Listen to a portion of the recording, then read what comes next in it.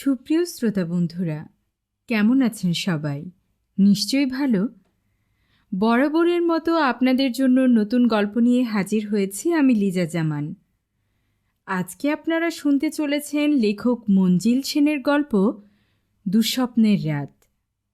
গল্পটি বেশ সুন্দর, আশা করছি আপনাদের পছন্দ হবে। তাহলে চলুন দেরি না করে শুরু করা যাক আজকের গল্পটি।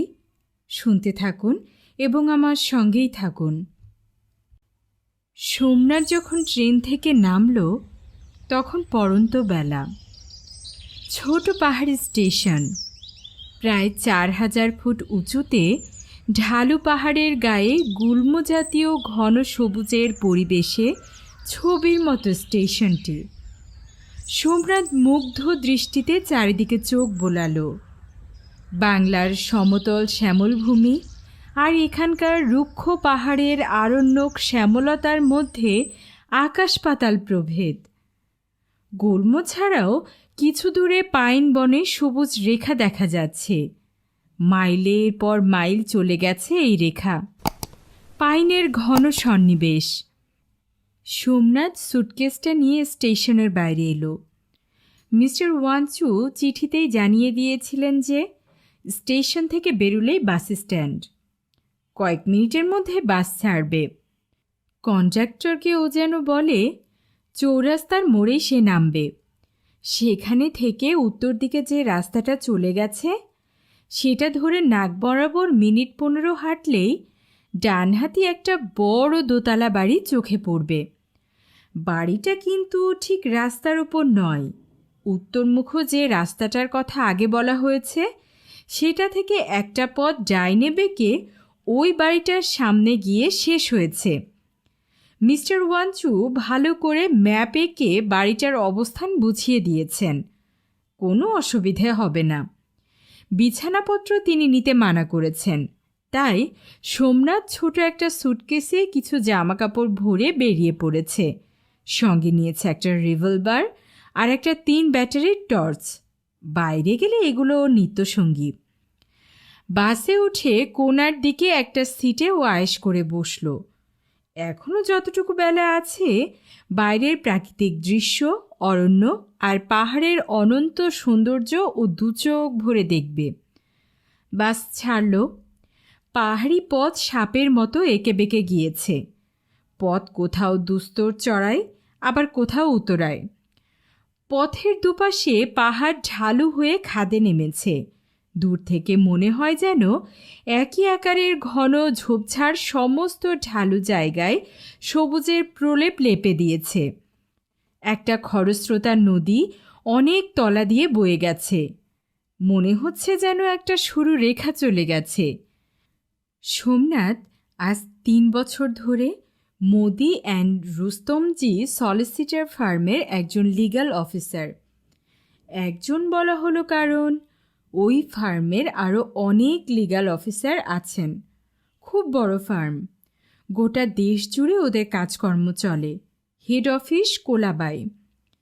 একটি বিখ্যাত ব্যবসায়ী গোষ্ঠীর এই জায়গাটা খুব পছন্দ। রাসায়নিক কারখানার পক্ষে আদর্শ জায়গা।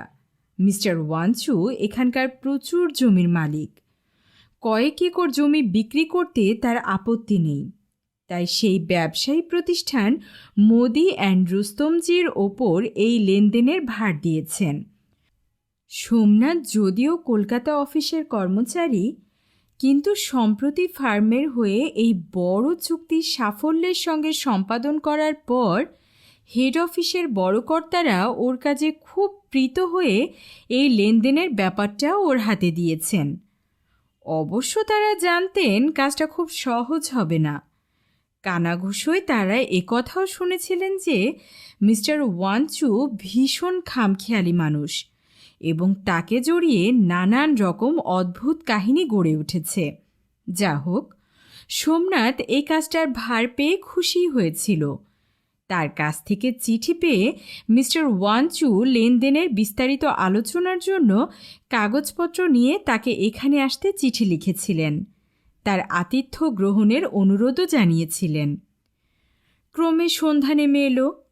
সবুজ বনানীর অন্ধকারের ছায়ায় অস্পষ্ট হয়ে একটা কালো রূপ নিল।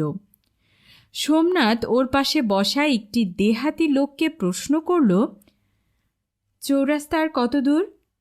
সে উত্তরে জানালো যে প্রায় এসে পড়েছে। এবার যেখানে বাস থামবে তার পরের স্টপেজই হলো চৌরাস্তার মোড়। তারপর সে নিজেই কৌতূহলী হয়ে সোমনাথের গন্তব্যস্থল জিজ্ঞেস করল। সোমনাথ তাকে বুঝিয়ে দিতেই সে কেমন যেন একটা অদ্ভুত দৃষ্টিতে তার মুখের দিকে তাকালো। তারপর বলল, বাবুজি, আপনি বিদেশি মানুষ বলেই বলছি। আমি এ অঞ্চলের লোক, এখানেই চুল পাকিয়ে ফেললাম। ও বাড়ির বড় বদনাম আছে, আপনি একা হুট করে ওখানে রাত্রিবাস করবেন না। সোমনাথ বিস্মিত হয়ে লোকটার কথার কারণ জিজ্ঞেস করল। লোকটি জবাবে বলল যে সে নিজের চোখে অবশ্য কিছু দেখেনি, তবে এই অঞ্চলে কেউ রাত্রে ওই বাড়ির পাশ দিয়ে হাঁটে না। কারণটা সে অবশ্য খুলে বলল না, আর তার জানবার সময়ও সোমনাথের ছিল না, যেহেতু বাস ঠিক সেই সময় চৌরাস্তার মোড়ে এসে থেমেছে। ও দোহাতি লোকটিকে তার সাবধানবাণীর জন্য ধন্যবাদ জানিয়ে চটপট নেমে পড়ল। বাসের রাস্তাটা হলো পূব পশ্চিমে, ওকে এখন উত্তর দিকে যেতে হবে। শুক্লপক্ষ, চাঁদ উঠেছে, সব কিছু স্পষ্ট দেখা যাচ্ছে। সোমনাথের তেমন কোনো অসুবিধে হলো না। রাস্তাটা অপ্রশস্ত, পাথর আর কাকরে ভর্তি। বেশি লোক চলাচল নেই বলেই মনে হয়। মিস্টার ওয়াঞ্চুর কথা মতো মিনিট 15 হাঁটার পর ও থমকে দাঁড়ালো। হ্যাঁ, ডান দিকে একটা সরু পথ চলে গেছে, আর সেই পথের শেষে একটা দোতলা বাড়িও দেখা যাচ্ছে। ঝলমল চাঁদের আলোয় বাড়িটাকে ভুতুরে বাড়ি বলে মনে করা অন্যায় হবে না। সোমনাথ স্থির হয়ে দাঁড়ালো। কেন জানি না ওর গা ছমছম করে উঠল। বুড়ো দেহাতি লোকটি ও কথা বলল কেন? পরক্ষণেই ও মনে মনে হেসে উঠল। দূরছাই, যত সব কুসংস্কার। সোমনাথের বুদ্ধি শুধু তীক্ষ্ণ ছিল না, সাহস ও শক্তিতে সাধারণের সঙ্গে ওর ব্যবধান ছিল যথেষ্ট। কলেজ জীবনে ও অপরাজিত মুষ্টিযোদ্ধা হিসাবে খ্যাতি লাভ করেছিল। আজকাল শিকারের দিকে ঝুঁকেছে। বয়সও ওর বেশি নয়, মাত্র 28 বছর। সুটকেসটার শক্ত মুঠোয় চেপে ধরে ও বড় বড় পা ফেলে ডান দিকের পথ ধরল।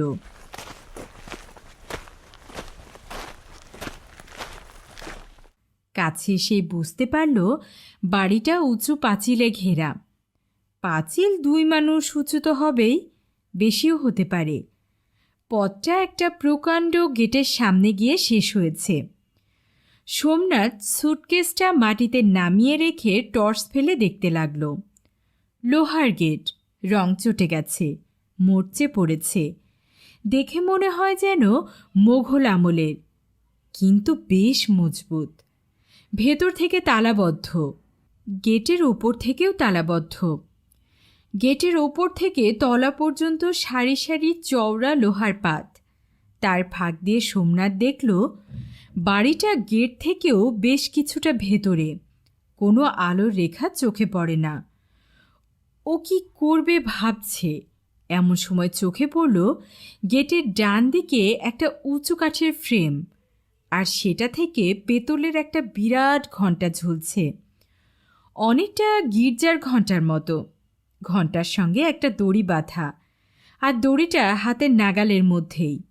সোমনাথ সেই দড়িটা ধরে টান দিতেই চারিদিকের জমাট অন্ধকার ও গাঢ় স্তব্ধতা ছাপিয়ে গুরুগম্ভীর স্বরে ঘণ্টা বেজে উঠল, ঢং ঢং ঢং।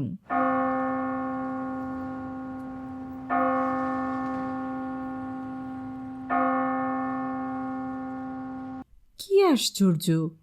সঙ্গে সঙ্গে বাড়ির সামনে দরজাটা খুলে গেল, আর কেউ যেন একটা আলো হাতে এগিয়ে আসছে। কাছে আসতেই সোমনাথ দেখল একটি পাহাড়ি লোক, বয়সের ভারে নুয়ে পড়েছে। লণ্ঠনটা সে সোমনাথের মুখের ওপর তুলে ধরে তীক্ষ্ণ দৃষ্টিতে তাকে দেখল। তারপর গেটের লোহার শেকুলটা খুলে একটা পাল্লা ফাঁক করে ওকে ইঙ্গিতে ভেতরে আসতে বলল। যখন লোকটি আলো তুলে ধরেছিল তখনই সোমনাথ তাকে দেখে নিয়েছিল। মুখে বার্ধক্যের ছাপ, গলার চামড়া ঝুলে পড়েছে, চোখ দুটি গর্তে ঢোকা, কিন্তু যেন একটু বেশি রকমের উজ্জ্বল। অন্ধকারে হঠাৎ যেন বেড়ালের চোখ বলে মনে হয়। ঠিক এই সময় খুব কাছ থেকে একটা হিংস্র জন্তুর চাপা গর্জন সোমনাথের কানে এলো। ও তাড়াতাড়ি গেটের মধ্যে ঢুকে পড়ল। গেট বন্ধ করে লোকটি ওকে তার অনুসরণ করতে ইঙ্গিত করল। গেটে তালা পড়তেই সোমনাথের মনে হলো ও যেন একটা জেলখানার মধ্যে ঢুকছে, আর পালাবার পথ নেই। একটা অহেতুক অস্বস্তিতে ওর মন ভরে গেল। লোকটির পিছু পিছু সোমনাথ এগিয়ে চলল। চাঁদের আলোয় চারিদিকে ও একবার চোখ বুলিয়ে নিল। বিরাট জমি নিয়ে বাড়িটা। অযত্ন আর অবহেলায় এখানেই সেখানে বুনো গাছগাছরায় ভরে গেছে। শিয়াল কিংবা ওই জাতীয় বন্য জন্তু জানোয়ার থাকা বিচিত্র নয়। লোকটি ওকে দোতলার একটি ঘরে নিয়ে গেল। সোমনাথের মনে হলো তার ব্যবহারের জন্যই বোধহয় ঘরটি অতি সম্প্রতি পরিষ্কার করা হয়েছে। দেয়ালের কোণায় ঝুল আর ঘরের অবস্থা দেখেই তা মনে হয়। ঘরটি অবশ্য বেশ বড়। সোমনাথ ঘরের চারিদিকে একবার চোখ বুলিয়ে সুটকেসটাকে মাটিতে রাখল। তারপর লোকটিকে হিন্দিতে জিজ্ঞেস করল তার মনিবের সঙ্গে কখন দেখা হবে। উত্তরে লোকটি হা করল, আর সোমনাথ সভয়ে দুপা পিছিয়ে গেল। লোকটি জিভ অর্ধেকটা নেই, যেন কেউ কেটে নিয়েছে। হাত পা নেড়ে ইঙ্গিতে কিছু বলবার বা বোঝাবার চেষ্টার কারণ এতক্ষণে ওর কাছে স্বচ্ছ হয়ে গেল। লোকটি ঘর ছেড়ে চলে যেতেই সোমনাথ ওর জন্য পাতা বিছানার ওপর ধপাস করে বসে পড়ল। সব কিছু মিলিয়ে পরিবেশটা ওর কাছে মোটেই সুখকর বলে মনে হচ্ছে না। কোথায় সে এসে পড়ল? এখান থেকে যে বেরোবার উপায় নেই তা যেন ও মর্মে মর্মে উপলব্ধি করছে। মিনিট কয়েক বসে থাকার পর ও জামাকাপড় ছেড়ে ফেলল। বাথরুমে এক ড্রাম ঠান্ডা জল ছিল, ওই লোকটিই নিশ্চয়ই তার জন্য তুলে রেখেছে। দুটো পুরো রাত ওকে ট্রেনে কাটাতে হয়েছে। ধুলোবালিতে শরীর যেন কিচকিচ করছে। ঠান্ডা জল গায়ে পড়তেই আরামে চোখ বুজে এলো। খুব ভালো করে স্নান করে যখন ও বেরুলো তখন সব ক্লান্তি, অবসাদ, এমনকি অহেতুক একটা উদ্বেগ যা ওর মনকে পীড়া দিচ্ছিল, সব যেন ভোজবাজির মতো কোথায় উবে গেল। পাহাড়ি লোকটা আবার ওর সামনে এসে দাঁড়ালো। ইঙ্গিতে ওকে তার অনুসরণ করতে বলল। সোমনাথ লোকটির পেছন পেছন চলল। লোকটির হাতে একটা বড় মোমবাতি। সেই আলোতেই সে পথ দেখিয়ে চলেছে। প্রকাণ্ড বড় বাড়ি, বড় বড় ঘর, বারান্দা, কিন্তু লোকজনের সারা শব্দ পর্যন্ত নেই। সোমনাথ অবাক হয়ে ভাবে, এত বড় বাড়িতে একা একা বাস করাও তো দুঃস্বপ্ন। সোমনাথের থাকার ব্যবস্থা করা হয়েছিল দোতলার দক্ষিণ সারির মাঝামাঝি একটি ঘরে, আর লোকটি ওকে নিয়ে প্রবেশ করল একতলার উত্তর প্রান্তের একটি ঘরে। বিরাট ঘর, চারিদিকে আলমারি, বইয়ে ঠাসা। ঘরটা আবছা অন্ধকার, শুধু পশ্চিম দিকের কিছু জায়গা বেশ উজ্জ্বল। সেখানে প্রকাণ্ড একটা টেবিলের ওপর বাতিদানিতে প্রায় 1 হাত লম্বা সরু বাঁশের মতো মোটা 5টি মোমবাতি জ্বলছে। বাড়িতে যে বিজলি আলো নেই তা অবশ্য সোমনাথ আগেই টের পেয়েছিল। দেওয়াল ঘেঁষে একটা গদি মোড়া চেয়ারে একজন ভদ্রলোক বসে আছেন। তিনি নিশ্চয়ই মিস্টার ওয়াঞ্চু। সোমনাথ ভদ্রলোকের দিকে পায়ে পায়ে এগিয়ে গেল। তিনি একটা মোটা বইয়ের ওপর ঝুঁকেছিলেন। পায়ের শব্দে মুখ তুলে তাকালেন, আর সঙ্গে সঙ্গে সোমনাথ যেন একটা ইলেকট্রিক শক খেল। ভদ্রলোক ওর দিকে তাকিয়ে আছেন, মুখে যেন একটু কৌতুকের আভাস। তার চোখ দুটি সোমনাথের মুখের ওপর দৃষ্টি বুলাচ্ছে, কিন্তু অদ্ভুত সে দৃষ্টি। সোমনাথের মনে হলো ওর বুদ্ধি যেন লোপ পেয়েছে। ভদ্রলোকের না দৃষ্টি ঠিক দুরকম, পার্থক্যটা এতই প্রকট যে মনে হয় না একই মানুষের দুটো চোখ।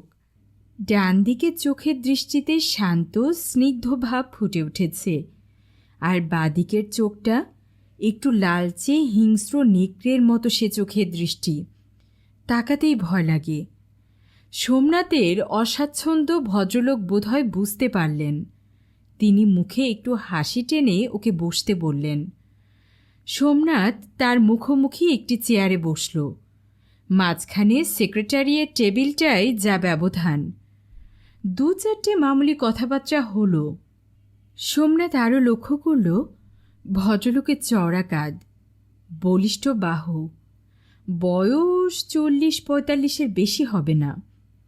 ভদ্রলোক একটা সিল্কের পায়জামা আর একটা সিল্কের চিত্তির বিচিত্তির শার্ট পরেছিলেন। বুকের বোতামটা খোলা, সেই ফাঁক দিয়ে ঘন কালো লোম উঁকি মারছিল। ভদ্রলোকের হাতেও বড় বড় লোম, এক কথায় বলিষ্ঠ লোমশ পুরুষ। তাদের কথাবার্তার ফাঁকে সেই পাহাড়ি আবার এসে দাঁড়াল। ভদ্রলোক অর্থাৎ মিস্টার ওয়াঞ্চু বললেন, চলুন, ডিনার রেডি। সোমনাথ হাতঘড়ির দিকে তাকিয়ে দেখল মোটে 8টা বাজে। মিস্টার ওয়াঞ্চু সেটা লক্ষ্য করে মৃদু হেসে বললেন, early to sleep and early to rise, এই প্রবাদটা আমি মেনে চলি। তিনি উঠে দাঁড়ালেন, আর সোমনাথ আরেকবার চমকে উঠল।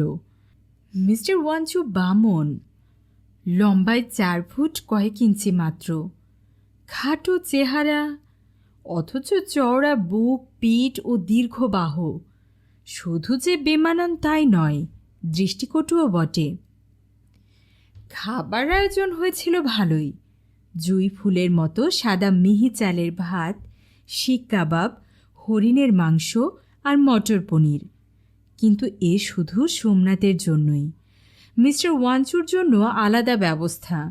তার জন্য একটা বড় কাচের প্লেটে পুরো থকথকে মাংস, সমস্ত প্লেটটা জুড়ে একটা বড় মাংসের চাক, লাল টকটক করছে সেটা। সোমনাথের বিস্মিত দৃষ্টির উত্তরে মিস্টার ওয়াঞ্চু জানালেন যে রাত্রে তিনি মাংস ছাড়া আর কিছু খান না। সোমনাথের কিন্তু অত বড় মাংসের একটা চাক দেখে কেমন গা ঘিন ঘিন করে উঠল। তাছাড়া ওটাও তো লালই বা কেন? মিস্টার ওয়াঞ্চু কিন্তু নিপুণ হাতে ছুরি দিয়ে মাংসের চাকটাকে খণ্ড খণ্ড করে কেটে কাঁটা দিয়ে গেঁথে পরম তৃপ্তির সঙ্গে টপাটপ মুখে পড়তে লাগলেন।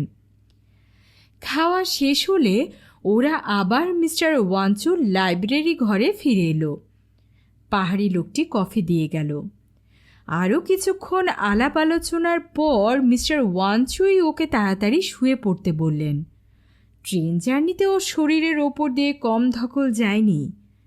মিস্টার ওয়াঞ্চুর হাতের কাছে একটা দড়ি ঝুলছিল। তিনি সেটা ধরে টান দিতেই মাথার ওপর একটা ঘণ্টা বেজে উঠল। সোমনাথ মনে মনে ভাবল, এখানে দেখছি সব ঝোলানো ঘণ্টার ব্যাপার। ঘণ্টার শব্দ শুনে পাহাড়ি লোকটি এসে দাঁড়ালো। মিস্টার ওয়াঞ্চুকে শুভরাত্রি জানিয়ে সোমনাথ লোকটির পেছন পেছন ঘর থেকে বেরিয়ে এলো। সোমনাথের অত তাড়াতাড়ি শুয়ে পড়ার ইচ্ছা ছিল না, তাই ও একটা ইংরেজি রহস্য উপন্যাস খুলে বসল। বলা বাহুল্য, ওর ঘরেও মোমবাতি জ্বলছিল। কিছুক্ষণ পড়ার পর ওর হাই উঠতে লাগল। 2 রাত্রি ট্রেনে ভালো ঘুম হয়নি, চোখ যেন বুজে আসছে। সোমনাথ উঠে পড়ল, সুটকেস থেকে টর্চটা বের করল, তারপর কি মনে করে রিভলভারটাও বের করল। টর্চটা শিওরে আর রিভলভারটা বালিশের তলায় রেখে ও মোমবাতি ফু দিয়ে নিভিয়ে দিল। তারপর বিছানায় শুয়ে পড়ল। গ্রীষ্মকাল, জানালাগুলি সব খোলা, ফুরফুর করে হাওয়া আসছে। ঘরের মধ্যে প্রায় গোটা কয়েক জানালা, একটা জানালা প্রায় 1 দরজা সমান। জানালাটা 2 ভাগে ভাগ করা, উপরে 2 পাট, নিচে 2 পাট, কিন্তু একসঙ্গে বন্ধ করা যায়, আবার খোলাও যায়। অন্য জানালাগুলোর মতো এতে কাঠের গরাদ নেই, তাই ওপর নিচ খুলে দিলে দরজার মতো ফাঁক হয়ে লোক যাতায়াতের পথ করে দেয়। এটি দিয়েই দোতলার বারান্দায় যেতে হয়। বোধহয় প্রত্যেক ঘরে এই একই ব্যবস্থা। ঢালা বারান্দা, বেশ চওড়া, অনেকটা অর্ধগোলাকার। এক প্রান্ত থেকে অন্য প্রান্ত পর্যন্ত রামধনুর মতো চলে গেছে। সোমনাথ সব জানালাগুলোই খুলে দিয়েছিল। গরমের সময় হলেও চারিদিকে খোলামেলা বলে রাত্রে চমৎকার হাওয়া। শোবার সঙ্গে সঙ্গে ওর নাক ডাকতে শুরু করল। গভীর রাতে আচমকা সোমনাথের ঘুম ভেঙে গেল। অজানা পরিবেশে প্রথমে ও কিছুই ঠাউর করতে পারল না। ঘোরটা কেটে যেতেই একটা বিচ্ছিরি গন্ধ ওর নাকে এসে লাগল। গন্ধটা আসছে বারান্দায় যাবার জানালার দিক থেকে। ও হাত বাড়িয়ে টর্চটা তুলে নিল, তারপর বোতাম টিপল। উজ্জ্বল আলো ছড়িয়ে পড়তেই ওর মনে হলো চৌকিতে যেন একটা ছায়ামূর্তি অদৃশ্য হয়ে গেল। এত তাড়াতাড়ি ব্যাপারটা ঘটে গেল যে সোমনাথ হকচকিয়ে গেল। ওই মুহূর্তের মধ্যেই ওর মনে হলো যেটা মিলিয়ে গেল সেটা আর কিছু নয়, ধূসর রঙের বড় কুকুর জাতীয় একটা প্রাণী। বাড়িতে পোষা কুকুর থাকলে ও নিশ্চয়ই টের পেত। ওটা এলো কোত্থেকে? একতলায় তো সব বন্ধ। দোতলায় অত উঁচুতে কোনো বন্যপ্রাণীর পক্ষে মাটি থেকে লাফিয়ে ওঠা শুধু অসম্ভবই নয়, অবাস্তব। বারান্দায় যাবার ওপর নিচ দুটো জানালাই বন্ধ করে ও আবার শুয়ে পড়ল। অদ্ভুত জীবটির সম্বন্ধে নানা চিন্তা করতে করতে একসময় ঘুমিয়ে পড়ল। সোমনাথের ঘুম ভাঙল তখন বাইরের রোদ ঘরের মধ্যে এসে ঢুকেছে। ও তাড়াতাড়ি হাত মুখ ধুয়ে নিচে নেমে এলো। মিস্টার ওয়াঞ্চু বোধ হয় অনেক আগেই উঠেছিলেন। তার পোশাক দেখে মনে হয় প্রাতঃভ্রমণ সেরে সবে ফিরেছেন।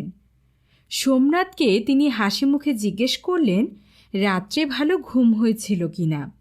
সোমনাথ ঘাড় নেড়ে সায় দিল। তারপর একটু ইতস্তত করে জিজ্ঞেস করল, অ্যালসেশিয়ান কুকুরটা রাত্রে কোথায় থাকে? ওর মনে হয়েছিল ওটা ওই জাতীয় কুকুর ছাড়া আর কিছু নয়। মিস্টার ওয়াঞ্চু কিন্তু ওর কথা শুনে একটু অবাক হয়েই ওর মুখের দিকে তাকালেন। তারপর বললেন, কোনো কুকুর তো এ বাড়িতে নেই। সোমনাথ তাড়াতাড়ি বলল যে তারই ভুল হয়েছিল। ব্রেকফাস্ট সেরে সোমনাথ কাগজপত্র নিয়ে বসল। মিস্টার ওয়াঞ্চু তার দলিলপত্র বের করে কী ধরনের লেনদেনে তিনি সম্মত তা প্রাঞ্জল ভাষায় বুঝিয়ে দিলেন। সোমনাথের বুঝতে কষ্ট হলো না যে আইনের ওপর ভদ্রলোকের যথেষ্ট দখল আছে, বুদ্ধিও প্রখর। একটা জিনিস কিন্তু ও লক্ষ্য না করে পারল না। কাল রাত্রে মিস্টার ওয়াঞ্চুকে দেখে ওর মনে যে একটা কিন্তু কিন্তু ভাব জেগেছিল, আজ সকালে তার সঙ্গে কথাবার্তা বলে সে ভাবটা আর ওর মনে জাগছে না। হাসি খুশি আমোদে ভদ্রলোক বলেই তো মনে হচ্ছে। অতিথি বৎসল তো বটেই। আজ দিনের বেলা মিস্টার ওয়াঞ্চুর সঙ্গে গতকাল রাত্রে দেখা ভদ্রলোকের যেন আকাশ পাতাল প্রভেদ। বেলা ঠিক 11:30টায় মধ্যাহ্নভোজনের ডাক পড়ল। পাহাড়ি লোকটির হাতের রান্না কিন্তু অপূর্ব, জানেও অনেক রকম রান্না। দুপুরের মেনু ছিল মোগলাই পোলাও, মাংসের কোপ্তা, মাছের ফ্রাই আর কাচের বাটি ভর্তি জমানো দুধ, তার মধ্যে কিশমিশ ও পেস্তা বাদাম ছড়ানো। এবেলা কিন্তু মিস্টার ওয়াঞ্চু সোমনাথের সঙ্গে একই খাবার খেলেন। গত রাত্রের মতো কোনো বিশেষ ব্যবস্থার ধার দিয়েও গেলেন না। খেতে খেতে তিনি অনেক গল্প করলেন, হাসির কথাও বললেন, নিজেও প্রাণ খুলে হাসলেন। ভদ্রলোক যে শুধু শিক্ষিতই নন, অসাধারণ পণ্ডিত, তা সোমনাথ তার সঙ্গে নানা প্রসঙ্গ আলোচনা করেই টের পেয়েছিলেন। তার লাইব্রেরিতে যে কী ধরনের বই নেই সেটাই হলো ভাবনার বিষয়। বিকলাঙ্গ না হলেও দৈহিক খর্বতার জন্য তিনি বাইরের জগৎ থেকে নিজেকে একেবারে সরিয়ে নিয়েছেন। এখানে একা ওই পাহাড়ি অনুচরের সেবায় আর বইয়ের মধ্যে তিনি বেশ ভালোভাবেই জীবনযাপন করছেন। কোনো ক্ষোভ নেই, খেদ নেই, বরং ভালোই আছেন। পূর্বপুরুষরা প্রচুর সম্পত্তির মালিক ছিলেন। আজও যা আছে তা কুড়িয়ে কাড়িয়েও 20-22 লাখ টাকার কম হবে না। দুপুরে আর কোনো কাজ হলো না। মিস্টার ওয়াঞ্চু অনেক রাত পর্যন্ত পড়াশোনা করেন, তাই সারাটা দুপুর তিনি ঘুমোন। সোমনাথও তার নির্দিষ্ট ঘরে টান টান হয়ে বিছানায় শুয়ে পড়ল। দিবানিদ্রার অভ্যেস ওর নেই, কিন্তু শোবার সঙ্গে সঙ্গে ও ঘুমিয়ে পড়ল। ঘুম ভাঙল এক্কেবারে বিকেলে। মিস্টার ওয়াঞ্চু তখনও তার ঘর থেকে বেরোননি। সোমনাথকে উঠতে দেখে পাহাড়ি লোকটি টিপটে চা আর কড়া করে ভাজা পুরো একটা ডিমের অমলেট ওর ঘরে দিয়ে গেল। সোমনাথের চা তেষ্টা পেয়েছিল। ও খুশি মনে পেয়ালায় চা ঢেলে চুমুক দিল। দামি চা, সুন্দর ফ্লেভার। ডিমের অমলেটটা ছুরি দিয়ে কাটতে বেশ বেগ পেতে হলো। বোধহয় 4-5টা ডিম দিয়ে অমলেটটা বানানো হয়েছে। চা পর্ব সেরে ও বেরিয়ে পড়ল। দিনের বেলা গেটটা খোলাই থাকে। এদিকটা খুব নির্জন। একজন লোককেও ওর চোখে পড়ল না। পথের দুধারে এবং চারদিকে ঘন জঙ্গল, হিংস্র জন্তু জানোয়ারের আদর্শ লীলাভূমি। সন্ধ্যের মুখে ও বেরিয়ে ফিরে এলো। নিজের ঘরে এসে জামা কাপড় বদলে ও লাইব্রেরি ঘরের দিকে পা বাড়ালো। আরেক দফা বৈষয়িক আলোচনা করে কাজটা ও এগিয়ে রাখতে চায়। গতকাল রাত্রের মতো আজও মিস্টার ওয়াঞ্চুর লাইব্রেরিতে মোমবাতির আলো। বাতিদানির 5টি মোটা মোটা মোম। নিশ্চয়ই অর্ডার দিয়ে তৈরি। সোমনাথ এগিয়ে গেল।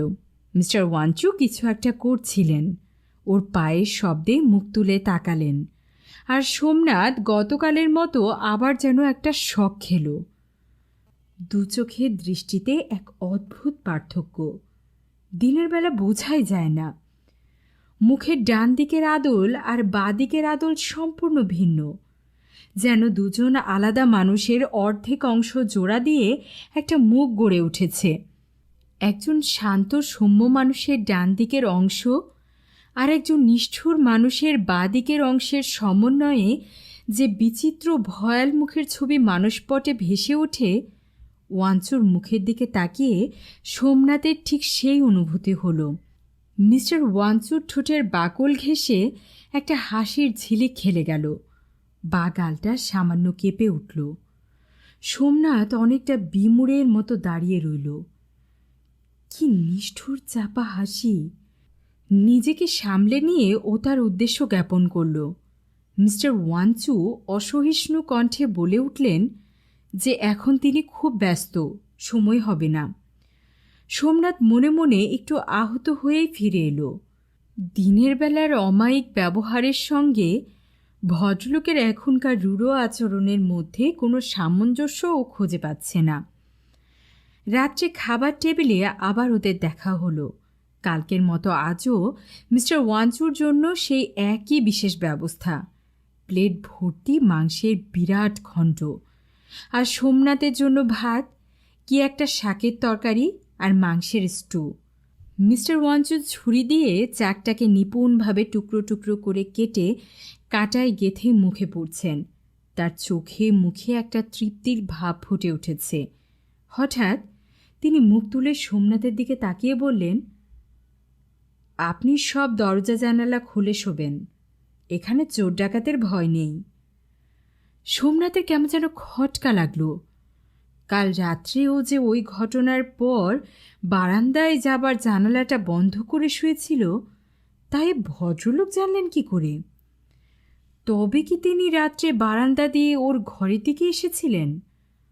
ও আরও লক্ষ্য করল যে ভদ্রলোক খাওয়া বন্ধ করে ওর মুখের দিকে তাকিয়ে আছেন। ও মুখে বলল, আচ্ছা। নিজের ঘরে এসে একটা সিগারেট ধরিয়ে ও চিন্তা করতে লাগল। নানা উদ্ভট কল্পনা ওর মাথায় এসে জড়ো হচ্ছে, কিন্তু তার কোনো যুক্তিসঙ্গত সমাধান ও যেন খুঁজে পাচ্ছে না। দুপুরে টান ঘুম দেওয়ায় ওর ঘুমও আসছিল না। অসমাপ্ত বইটা নিয়ে ও একটা চেয়ার টেনে বসল। কতক্ষণ পড়েছিল খেয়াল নেই। হঠাৎ হাত ঘড়ির দিকে চোখ পড়তেও দেখল 10টা বেজে গেছে। ও এবার বই বন্ধ করে উঠে দাঁড়ালো। ওর মাথায় একটা প্ল্যান এসেছে।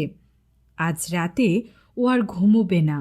সমস্ত ব্যাপারটার একটা ফয়সালা না হওয়া পর্যন্ত ও যেন স্বস্তি পাচ্ছে না। বারান্দার জানালাটা খুলে দিয়ে ও ফু দিয়ে মোমবাতিটি নিভিয়ে দিল। রিভলভারটা হাতে নিয়ে ও জানলার ঠিক উল্টো দিকের দেয়াল ঘেঁষে চেয়ারটায় পা তুলে বসল। তারপর শুরু হলো নীরব প্রতীক্ষা। প্রথম ঘন্টায় কিছুই হলো না। দ্বিতীয় ঘন্টায় সোমনাথের ঢুলুনি এলো, হাই উঠতে লাগল। তৃতীয় ঘন্টায় ও যেন আর চোখ খুলে চাইতেই পারছে না, আবার চমকে জেগে উঠছে। এই ঘুম জাগরণের মধ্যে হঠাৎ একটা বোটকা গন্ধে ও সজাগ হয়ে উঠল। ঘরের মধ্যে চাঁদের আলো এসে পড়েছে। তবে ঘরটা খুব বড়, তাই শুধু খানিকটা জায়গা আলোয় ভরে গেছে। সেই আলো আধারিতে ওর মনে হলো যেন একটা ছায়া প্রাণী বিছানার দিকে এগুচ্ছে। ও বাঁ হাতে টর্চটা ধরে ডান হাতে রিভলভারটা তুলে নিল। তারপর টর্চের বোতাম টিপল। কিন্তু টর্চের উজ্জ্বল আলোয় যা ওর চোখে পড়ল তাতে অসম সাহসী ব্যক্তিরও বুক হিম হয়ে যাবে। একটা নেকড়ে সামনে দুটো থাবা বিছানার ওপর তুলে দাঁড়িয়েছে। আলো জ্বালতেই নেকড়েটা ওর দিকে মুখ ফেরালো।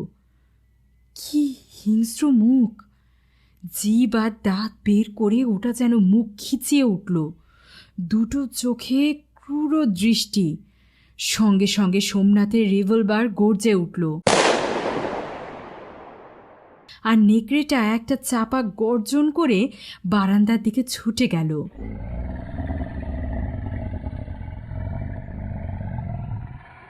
সোমনাথ কয়েক মুহূর্ত নিশ্চল হয়ে বসে রইল।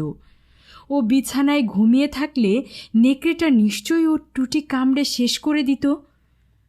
গুলিটা কি ওর গায়ে লেগেছে? যেমন আর্তনাদ করে ওটা ছুটে গেল, তাতে মনে হয় ওটা আহত হয়েছে। আহত পশু কিন্তু ভীষণ হিংস্র হয়ে ওঠে।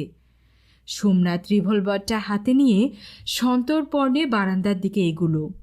বারান্দার এদিক ওদিক তাকিয়ে ও জন্তুটাকে আর দেখতে পেল না। জানলাটা বন্ধ করে ও চিন্তিত মুখে বিছানায় এসে বসল। ওর গুলির শব্দে কেউ জেগে উঠল না। এটা ওর কাছে আশ্চর্য বলেই মনে হলো। তবে বাড়িটা এত বড়, একটা ঘরের সঙ্গে অন্য ঘরের ব্যবধান এত বেশি যে গুলির শব্দ অন্য প্রান্তে না পৌঁছালেও বিস্মিত হবার কিছু নেই। কিন্তু নেকড়েটা এলো কোত্থেকে? পুরনো বাড়ি, কোনো ভাঙাচোরা দরজা বা পথ থাকা বিচিত্র নয়। ও আবার শুয়ে পড়ল। সোমনাথের ঘুম ভাঙল বেশ বেলায়। হাত মুখ ধুয়ে ও নিচে নেমে এলো। মিস্টার ওয়ানচু ওকে দেখে হাসি মুখে বলে উঠলেন, কি ব্যাপার, রাত্রে ভালো ঘুম হয়নি? সোমনাথ তীক্ষ্ণ দৃষ্টিতে ভদ্রলোকের মুখের দিকে তাকালো। শান্ত স্নিগ্ধ হাসি, কোনো রকম কপটতার আভাস মাত্র নেই। ও বলল, না, কাল রাতে ভালো ঘুম হয়নি। মিস্টার ওয়ানচু বললেন, নতুন জায়গায় প্রথম প্রথম ঘুমের একটু অসুবিধে হয়, দুপুরে ঘুমিয়ে নেবেন। ব্রেকফাস্ট সেরে ওরা আবার কাগজপত্র নিয়ে বসল। কেমনভাবে ও কী শর্তে দলিল তৈরি হবে সেটা আজই পাকাপাকি করে ও একটা খসড়া তৈরি করবে। খসড়া মিস্টার ওয়ানচুকে দিয়ে কাল সকালের মধ্যেই অনুমোদন করিয়ে ও বেলা 2:30টায় বেরিয়ে পড়বে। সেই হাঁটা পথে চৌরাস্তার মোড়ে গিয়ে ওকে স্টেশনগামী বাস ধরতে হবে। রাত 8টায় ট্রেন, কিন্তু ওটা স্টেশনে যাবার শেষ বাস। সোমনাথ আগেই খবর নিয়েছিল বাস 3:30টায় চৌরাস্তার মোড়ে পৌঁছায়। একটু আগেই ও বেরোতে চায়। ওই বাসটাই আবার বিকেলের গাড়ি যাত্রী নিয়ে ফিরে যায়। সোমনাথ ওই ফিরতি বাসেই এখানে এসেছিল। ওর রিটার্ন টিকিট কাটা আছে, চিন্তার কোনো কারণ নেই। যত তাড়াতাড়ি সম্ভব এখানকার কাজ চুকিয়ে পালাতে পারলে ও যেন বাঁচে। আলোচনা ও কাজের ফাঁকে মিস্টার ওয়ানচু একটা আইনের বইয়ের খোঁজে উঠে দাঁড়ালেন। তিনি যখন হেঁটে হেঁটে আলমারিগুলো দেখছিলেন তখন সোমনাথের নজরে পড়ল যে তিনি সামান্য খুঁড়িয়ে খুঁড়িয়ে হাঁটছেন। ডান পায়ের গোড়ালির কাছে একটা ব্যান্ডেজ, মিস্টার ওয়াঞ্চুর হঠাৎ খেয়াল হলো সোমনাথ তার পায়ের দিকে তাকিয়ে আছে। তিনি বললেন, একেই বলে দুর্ভোগ। সকালে ঘুম থেকে উঠে দেখি গোড়ালি দিয়ে রক্ত পড়ছে, যেন ছুচোলো দাঁত দিয়ে কেউ কামড়েছে। ছুঁচো টুচো হবে বোধ হয়, বেড়ালেও নখ দিয়ে আছড়াতে পারে। একটা এটিএস দিতে পারলে ভালো হতো। সোমনাথের মনে হলো নেকড়ের কথাটা বলে, কিন্তু বলি বলি করেও কি ভেবে কথাটা আর বলা হলো না। মিস্টার ওয়াঞ্চু হয়তো কথাটা হেসেই উড়িয়ে দেবেন। মধ্যাহ্নভোজের পর মিস্টার ওয়ানু সোমনাথকে 5 মিনিটের জন্য তার লাইব্রেরিতে আহ্বান করলেন। দুজনে মুখোমুখি বসার পর মিস্টার ওয়াঞ্চু তার রিভলভিং চেয়ারে হেলান দিয়ে চেয়ারটাকে ডাইনে বাঁয়ে ঘোরাতে ঘোরাতে বললেন, মিস্টার মুখার্জি, আপনার সঙ্গে পরিচিত হয়ে বেশ ভালো লেগেছে এবং আপনার সঙ্গে কথাবার্তা বলে আমি খুব আনন্দ পেয়েছি। বুঝতেই তো পারছেন, বাইরের জগতের সঙ্গে আমার সম্পর্ক নেই বললেই চলে।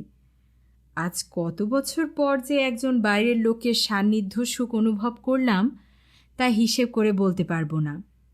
আমি হয়তো আপনাকে যথেষ্ট সুখ স্বাচ্ছন্দ্য দিতে পারিনি। এখানে আপনার অসুবিধেও হয়েছে অনেক। আশা করি আপনি আমার অক্ষমতাকে নিজ গুণে ক্ষমা করবেন। সোমনাথ অপ্রস্তুত বোধ করে বলল, না মিস্টার ওয়াঞ্চু, আপনার আতিথেয়তার সম্বন্ধে এতটুকু অভিযোগ আমার নেই। খাওয়া দাওয়া যত্ন কোনো কিছুরই ত্রুটি আপনি রাখেননি। You are a perfect host. Mister Wanchoo মৃদু হাসলেন। তারপর ড্রয়ার থেকে সুন্দর কারুকার্য করা কাঠের একটা ছোট্ট বাক্স বের করে বললেন, আর হয়তো আমাদের দেখা হবে না। আমাদের এই পরিচয়টুকু অক্ষয় রাখার উদ্দেশ্যে আমি আপনাকে সামান্য একটা গিফট দিতে চাই। আপনি এটা নিলে আমি খুশি হব। তিনি কাঠের বাক্সের ডালাটা খুলে সোমনাথের দিকে এগিয়ে দিলেন। বাক্সের ভেতর অনেক দামি সোনার ঘড়ি। সোমনাথ বলে উঠল, এ যে অনেক দামি। মিস্টার ওয়াঞ্চু বাক্সটা তার হাতে গুজে দিয়ে বললেন, আপনার বন্ধুত্ব আমার নিঃসঙ্গ জীবনে আরও অনেক বেশি দামি মিস্টার মুখার্জি। আশা করি আপনিও আমাকে মনে রাখবেন। এই ঘড়িটাই আমার কথা আপনাকে মনে করিয়ে দেবে। সোমনাথ অভিভূত হল। দুপুরে ঘুমের পর সোমনাথ আবার বেড়াতে বেরুল। হাঁটতে হাঁটতে ও চৌরাস্তার মোড়ে এলো। স্টেশন থেকে বাসটা ফিরে এই পথ দিয়েই যাবে। সন্ধ্যা নেমে আসায় ও আর বাসের জন্য অপেক্ষা করল না। চারিদিকে যা জঙ্গল, বাঘ ভাল্লুক বেরোনো অসম্ভব নয়। বাড়ি ফিরে আজ আর ও মিস্টার ওয়াঞ্চুর সঙ্গে দেখা করার জন্য লাইব্রেরির দিকে গেল না। গত দুসন্ধ্যায় ভদ্রলোকের সান্নিধ্য ওর অভিজ্ঞতায় মোটেই প্রীতিকর হয়নি। ও তার ঘরে গিয়ে ফাইলটা খুলে বসল। খুঁটিনাটি বিষয় আলাদা কাগজে নোট করে নেওয়া দরকার। কলকাতায় ফিরে ফার্মের বড় কর্তাদের কাছে একটা বিস্তারিত রিপোর্ট পেশ করতে হবে। রাত্রে খাবার টেবিলে মিস্টার ওয়াঞ্চুর সঙ্গে আবার দেখা হলো। ভদ্রলোকের মুখটা যেন চিন্তান্বিত। কুটিল চোখটি যেন একটা মতলব বাড়ছে। হঠাৎ মুখ তুলে অনেকটা বিদ্রূপের কণ্ঠে তিনি বললেন, আজও বারান্দার জানালাটা বন্ধ করে শোবেন নাকি? সোমনাথের মনে হলো ভদ্রলোক যেন ওকে চ্যালেঞ্জ জানাচ্ছে। ও ফস করে বলে ফেলল, খুলেই শোবো। মিস্টার ওয়াঞ্চুর চোখের দৃষ্টিটা যেন একটু নরম হয়ে এলো। তিনি বললেন, ভয় পাবার কিছু নেই। আমি বলেছি না, এখানে চোর ডাকাতেরও কোনো ভয় নেই। খাওয়া শেষ হলে মিস্টার ওয়াঞ্চু বললেন, আজ আমি নিজের হাতে আপনাকে কফি বানিয়ে খাওয়াবো, স্পেশাল কফি। পাহাড়ি লোকটি কফির স্বাদ সরঞ্জাম গুছিয়ে টেবিলের ওপর রাখল। মিস্টার ওয়াঞ্চু নানা রকম হিসেব করে কফি বানালেন। সোমনাথ অবশ্য ওর দিকে এগিয়ে দেওয়া কাপে চুমুক দিয়ে কোনো বৈশিষ্ট্য বুঝতে পারল না। মিস্টার ওয়াঞ্চু তার কাপটা সামান্য তুলে সোমনাথের দিকে তাকিয়ে বললেন, আপনার নিরাপদ রাত্রি প্রার্থনা করছি। ঘরে ফিরে এসে সোমনাথ চিন্তা করতে লাগল, মিস্টার ওয়াঞ্চু বারান্দায় যাবার জানালাটা খুলে রাখার এত পক্ষপাতী কেন? কি তার উদ্দেশ্য হতে পারে? ও অবসর সময় সমস্ত বাড়িটা তন্ন তন্ন করে খুঁজেছে, কিন্তু কোনো নেকড়ে কেন, একটা কুকুরেরও দেখা পায়নি। অবশ্য জঙ্গল থেকে হিংস্র প্রাণীর লোহার গেটের গড়াদের মধ্য দিয়ে বাড়ির সীমানার মধ্যে ঢুকে পড়া মোটেই অস্বাভাবিক নয়। কি মনে করে সোমনাথ গতকাল রাত্রে যেখানে চেয়ারটা রেখেছিল আজ তার উত্তর কোণায় সেটাকে সরিয়ে রাখল। দুপুরেও ঘুমিয়েছিল, তবু আজ যেন খুব তাড়াতাড়ি ঘুম আসছে। কিছুতেই চোখ খুলে রাখতে পারছে না। সোমনাথ ঘুম কাটাবার জন্য ঘরের মধ্যে পায়চারি করতে লাগল। গোটা রাত সামনে পড়ে আছে, এখনই ঘুম এলে তো মুশকিল। আজও নেকড়েটাকে গুলি করে মারবেই। হঠাৎ একটা সন্দেহ ওর মনে দোলা দিয়ে উঠল। কফির মধ্যে ঘুমের ওষুধ মেশানো ছিল না তো? চিন্তাটা মাথায় আসতেই ওর মনে পড়ল কফিটা কেমন যেন বিষাদ লেগেছিল। ওটা বানাবার সময় মিস্টার ওয়ানচুর পক্ষে চট করে কিছু মিশিয়ে দেওয়া মোটেও অসম্ভব ছিল না।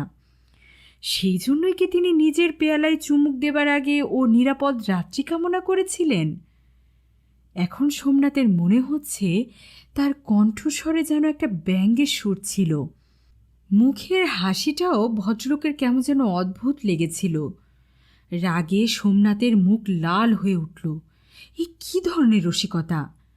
তাকে নেকড়ে দিয়ে খাইয়ে মিস্টার ওয়ানচুর কী লাভ হবে? বরং ও ফিরে গিয়ে যে রিপোর্ট দাখিল করবে, তার উপরেই জমি বিক্রয় সংক্রান্ত চুক্তিপত্রের চূড়ান্ত ফলাফল নির্ভর করছে। তাতে মিস্টার ওয়ানচুর লাভ ছাড়া তো ক্ষতি নেই। কিন্তু এখনও করবেটা কি? বারান্দায় যাবার জানালাটা বন্ধ করে দেবে? পরক্ষণেই মিস্টার ওয়ানচুর ওই চ্যালেঞ্জ মনে পড়ল। না, ও হার স্বীকার করবে না। ও অসমাপ্ত বইটা নিয়ে বসল।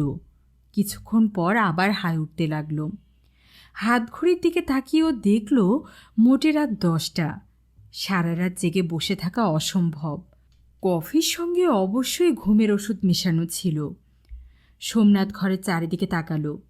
একটা জানালার পাশে দেওয়াল ঘেঁষে সাবেকি আমলের প্রকাণ্ড একটা কাঠের আলমারি, যেমন লম্বা তেমনই চওড়া। সোমনাথের মাথায় একটা বুদ্ধি খেলে গেল। আলমারির মাথায় একজন অনায়াসে গুটিসুটি মেরে শুয়ে থাকতে পারে। নেকড়ের হাত থেকে রক্ষা পাবার বেশ নিরাপদ জায়গা। সোমনাথ আর দ্বিরুক্তি করল না।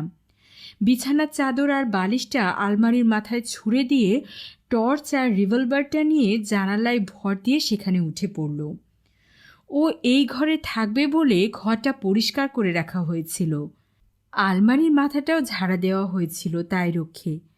নইলে বহুদিনের অব্যবহারে যে পরিমাণ ধুলোর স্তর জমা উচিত, তার ওপর পুরো একটা রাত কাটানোর কথা ভাবতেই সোমনাথের গা ঘিনঘিন করে উঠল। বালিশে মাথা ঠেকাবার সঙ্গে সঙ্গে গাঢ় ঘুম ওকে আচ্ছন্ন করে ফেলল। বোধহয় প্রচণ্ড প্রাণশক্তির দরুন আর ভীষণ একটা উৎকণ্ঠা নিয়ে ঘুমোবার ফলেই গভীর রাতে ওর ঘুম ভেঙে গেল। সমস্ত ঘর একটা বোটকা গন্ধে ভরে গেছে। একটা হিংস্র চাপা গর্জনে ও চমকে উঠল। চাঁদের আলোয় সোমনাথ দেখল নেকড়েটা ঘরের মাঝখানে দাঁড়িয়ে আছে। ঘরে ওকে খুঁজে না পেয়ে ওটা খেপে গেছে মনে হচ্ছে। সোমনাথ রিভলভারটা দৃঢ় মুষ্টিতে চেপে ধরল, তারপর টর্চের আলো নেকড়ের ওপর ফেলল। মুখে আলো পড়তেই নেকড়েটা মুখ তুলে আলমারির মাথার ওপর তাকালো। সোমনাথের স্পষ্ট মনে হলো জানোয়ারটার মুখে যেন একটা দারুণ বিস্ময়ের চিহ্ন ফুটে উঠেছে। সোমনাথ লক্ষ্য ঠিক করে ট্রিগার টিপল। সঙ্গে সঙ্গে একটা তীক্ষ্ণ আর্তনাদ করে নেকড়েটা বারান্দার দিকে ছুটে গেল।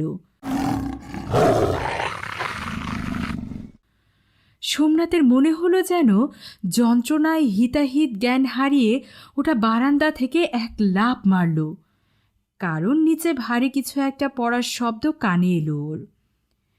সোমনাথ আলমারির মাথা থেকে নিচে নেমে এসে তাড়াতাড়ি জানালাটা বন্ধ করে দিল। নেকড়েটা যে গুরুতর আহত হয়েছে সে বিষয়ে কোনো সন্দেহ নেই। আকাশ হঠাৎ কালো মেঘে ছেয়ে গেল। বাইরে ঘুটঘুটে অন্ধকার। ভোরবেলা দরজায় ঘন ঘন করাঘাত হতেই সোমনাথের ঘুম ভেঙে গেল। তাড়াতাড়ি দরজা খুলতেই পাহাড়ি লোকটা আও আও করে ওকে কি যেন বলতে চাইল। সে যে আসলে কি বলতে চায় সোমনাথ তার এক বর্ণও বুঝতে পারল না। লোকটি তখন ওর হাত ধরে টানতে টানতে নিচে নিয়ে চলল। একতলায় নেমে সদর দরজা দিয়ে লোকটি বাইরে বেরিয়ে এলো। তারপর প্রায় ছুটেই চলল। বাড়িটার পশ্চিম দিকে সোমনাথের ঘর লাগোয়া বারান্দার ঠিক নিচতলায় এসে লোকটি থামল। তারপর আঙুল দিয়ে মাটিতে পড়ে থাকা বস্তুটির ওপর ওর দৃষ্টি আকর্ষণ করল। সোমনাথ ভীষণ চমকে উঠল। মাটিতে পড়ে আছে মিস্টার ওয়াঞ্চু। মনে হয় যেন উঁচু থেকে পড়ে যাওয়ায় ঘাড় ভেঙে তার মৃত্যু হয়েছে। আরও একটা জিনিস নজরে পড়ল সোমনাথের। মিস্টার ওয়াঞ্চুর ঘাড়ে একটা ক্ষত। ঘাড় ঘেঁষে একটা গুলি চলে গেলে যেমন ক্ষতের সৃষ্টি হয়, অনেকটা তেমন। রক্ত শুকিয়ে আছে। হতবুদ্ধির মতো দাঁড়িয়ে রইল সোমনাথ। সমস্ত ব্যাপারটাই ওর বুদ্ধির অগম্য। সুপ্রিয় শ্রোতা বন্ধুরা, আপনারা শুনছিলেন দুঃস্বপ্নের রাত শুধুমাত্র গল্পমালা বাই লিজা অডিও বুক চ্যানেলে। গল্পটি আপনাদের কেমন লাগলো অবশ্যই আমাকে জানাবেন। আমার পড়া গল্প যদি আপনাদের পছন্দ হয়ে থাকে তাহলে লাইক এবং সাবস্ক্রাইব করতে ভুলবেন না যেন। আমি আমার পাশে থাকার দাবি তো আপনাদের কাছে রাখতেই পারি। একটা সাবস্ক্রাইব, একটা লাইক, একটা সুন্দর কমেন্ট, যেটা আমাকে সামনে এগিয়ে নিয়ে যেতে সাহায্য করবে। আপনারা পাশে আছেন বলেই তো আমি এগোতে সাহস পাচ্ছি। আপনারাই তো আমার ভরসার উৎস। আমার পাশে থাকুন, আমার সহযাত্রী হিসেবে থাকুন, আমার বন্ধু হয়ে থাকুন, আমার আপনজন হয়ে থাকুন। সবাই ভালো থাকুন, সুস্থ থাকুন। আবার আগামী পর্বে নতুন কোনো গল্প নিয়ে হাজির হব। সেই পর্যন্ত আমার সঙ্গেই থাকুন।